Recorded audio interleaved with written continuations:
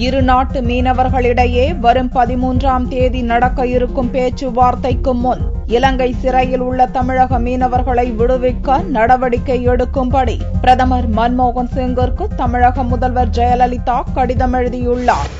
தமிழக முதல்வர் ஜெயலலிதா பிரதமர் மன்மோகன் சிங்கிற்கு அவசர கடிதம் ஒன்றை அனுப்பி வைத்துள்ளார். கடந்த 3ஆம் தேதி இலங்கை கடற்படையால் 32 தமிழக மீனவர்கள் சிறைப்பிடிக்கப்பட்டது தொடர்பாக தான் கடிதம் அனுப்பி வைத்ததை நினைவு கூர்ந்துள்ள முதல்வர் ஜெயலலிதா, அதற்கு பின்னர் வெவ்வேறு சம்பவங்களில் மொத்தம் 48 தமிழக மீனவர்களை சிறைப்பிடித்தும் 5 படகுகளை பறிமுதல் செய்தும் இலங்கை கடற்படை அத்துமீறியதாக தெரிவித்துள்ளார்.